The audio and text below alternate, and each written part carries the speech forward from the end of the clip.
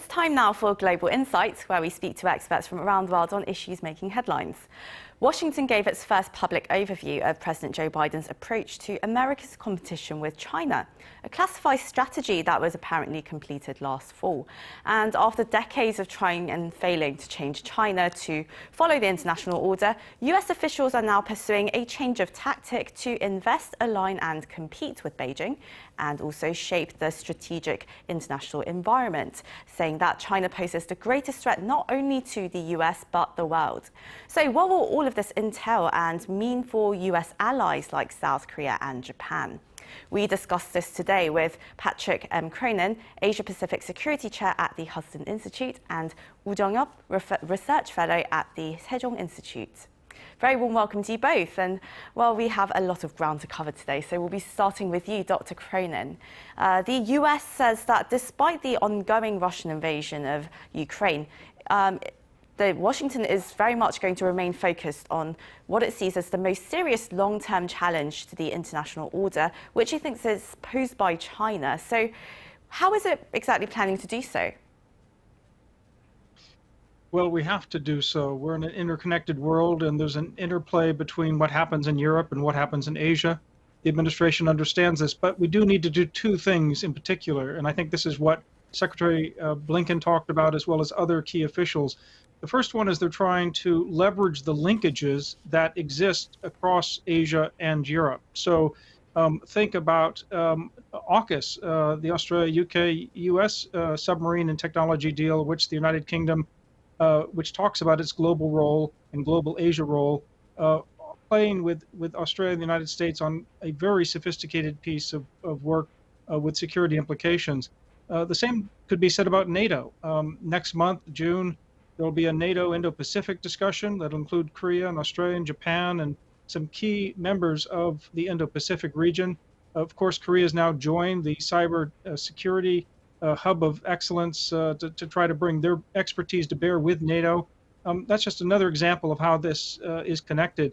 The second thing that the administration needs to do, though, to make this feasible, that is, so that it doesn't get overcommitted in two theaters, is it has to mobilize like-minded allies and partners toward a common agenda. And it's trying to do that, whether it's trying to mobilize countries against aggression, because if aggression is allowed to stand in Ukraine, it could well be replicated and it could embolden others to pursue aggression in Asia. Secondly, it has to also try to control the rules of the road, or shape them at least, shape that environment on the rules of the road as we have a digital economy and we have more concerns about supply chain security and mineral access and so on. And that's why Korea has been one of the 13 countries joining in with the launch of the Indo-Pacific Economic Framework to try to shape those rules. And so I could go on about trying to mobilize like-minded actors across Asia and Europe, and also trying to make sure that we're leveraging the linkages of these like-minded countries. But those are the two things that are going to have to guide U.S. policy so that it can focus on its main challenge, China, while dealing adequately with the European security concerns. And Dr. Cronin, well, we've heard the word decoupling more frequently than not over the past few years. And the administration says it's not seeking to decouple from China. So what's really made it change its policy of decoupling? And what do you think all of this is going to entail?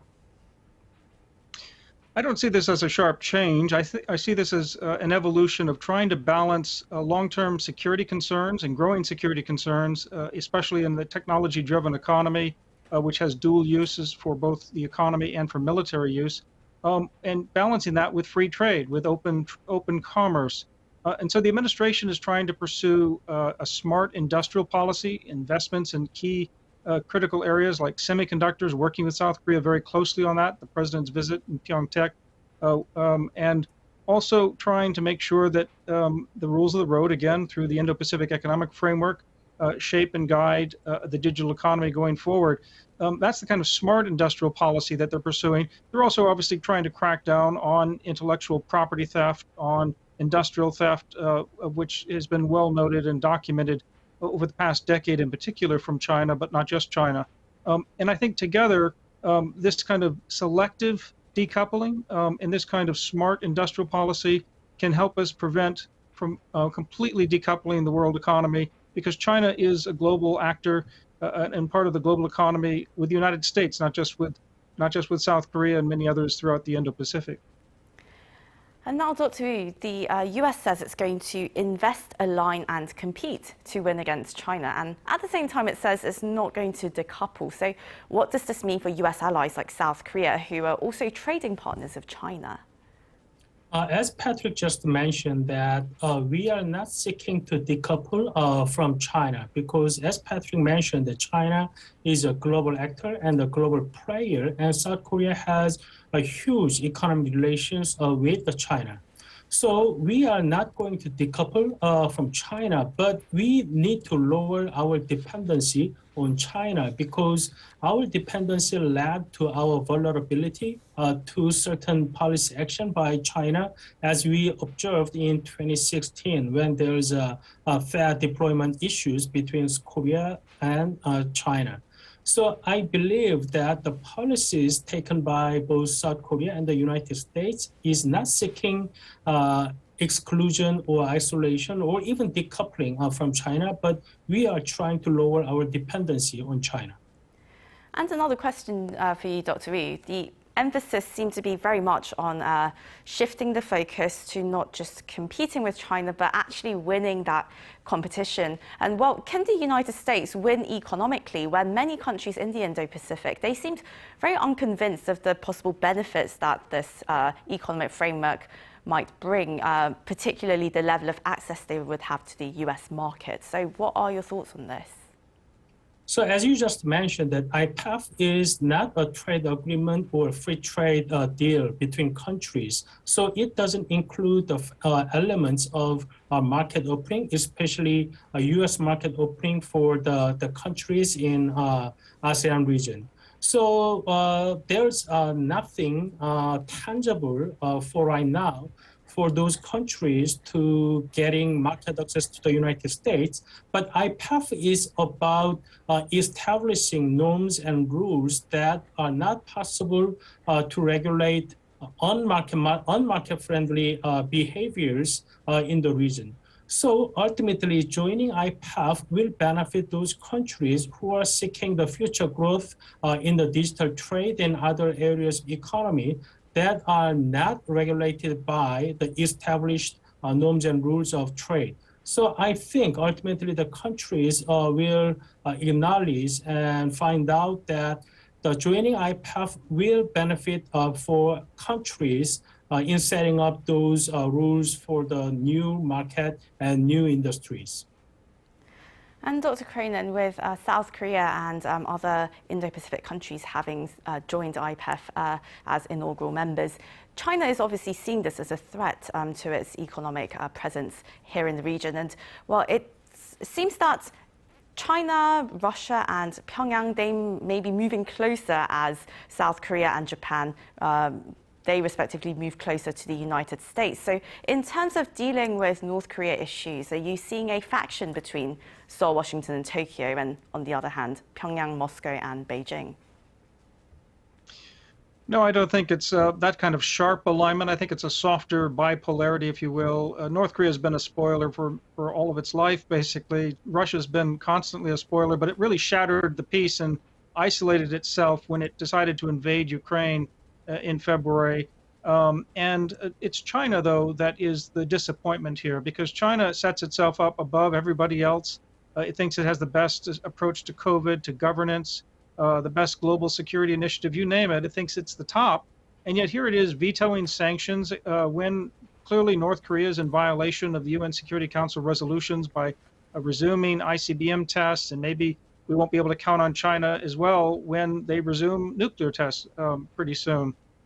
Similarly, the fact that China has let Russia sort of invade Ukraine and given them a lot of cover for that kind of aggression doesn't speak well of China's leadership in the world, and I think it's damaged China's reputation. The United States administration, this is not well known, has reached out repeatedly to Beijing and said, let's work together to help with the COVID emergency in North Korea.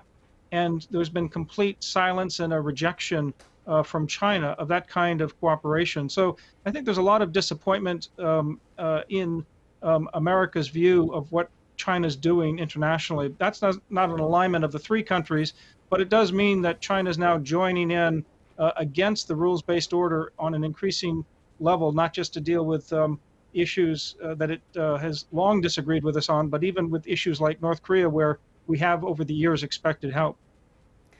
And it's becoming very concerning indeed, Dr. Wu, because North Korea seems to be gearing up for its 7th nuclear test. And well, what would this indicate in terms of its nuclear weapons capability when this inevitably happens? So January last year, Kim Jong-un announced that North Korea is in their way to development and deployment of tactical nuclear weapons. So to show to the global community that North Korea is ready to deploy tactical nuclear weapons, they not only need to show the delivery methods, but also need to show that they have reliable nuclear warhead that has low yield. So the observers have argued that there's a strong possibility that North Korea is going to test low-yield tactical nuclear warhead anytime soon. That is why we believe that North Korea is going to make 7th nuclear test in a not distant future. And as Patrick just mentioned, that last Thursday, that both China and Russia vetoed the U.S.-led sanction resolutions on North Korea for their ICBM test. So we don't know yet. China and Russia will do the same if North Korea makes another nuclear test. So we have to see whether North Korea is going to make another nuclear test and whether China and Russia is going to veto any sanction resolution led by international community. And Dr. Cronin, well, since last year, President Biden's been talking about international threats with Russia and China, and he's kept emphasizing that he is going to focus on competing with China. But then there have been many stumbling blocks in his way, not just with Russia's invasion of Ukraine, but also the Iran nuclear deal and all these factors distracting him from focusing on Beijing. And with the US midterm election just a few months away, will President Biden be able to focus on or really prioritize his top foreign policy goals? Well, I think he had a very successful trip to Korea and Japan. I think before that, he had a wonderful summit with the ASEAN leaders. Things are set up pretty well here for future high-level diplomacy, including Secretary Austin at the Shangri-La Dialogue, where there'll be the trilateral discussions with Korea, Japan, as well as bilateral meetings. So there are a lot of good things to report, that the United States is heavily engaged despite the fact that our domestic politics are so fractious. We don't have the imperial presidency that we had up until the Vietnam War. Once we withdrew from Vietnam, the kind of ignominy and the disgrace on the White House led to a lot more checks and balances. That ebbed and flowed since then in terms of power of the presidency.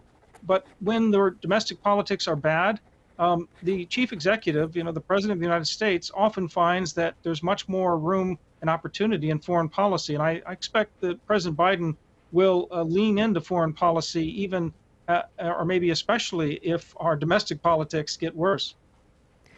And my last question to you, Dr. Yu, now I want to ask about strategic assets in the region. And well, it seems that for now there is some concern that President Biden will have to maybe focus on domestic issues down the road. But during that time, he's really going to have to rely on the support of his staunchest allies, Seoul and Tokyo. And during that time, well, they promised to strengthen extended deterrence. But what kind of strategic assets do you think that they are considering deploying to the region? So in the joint statement between President Yoon and President Biden, they don't specify what kind of U.S. strategic asset will be deployed onto South Korea, but they say it's going to be timely and a coordinated manner to show North Korea that the U.S.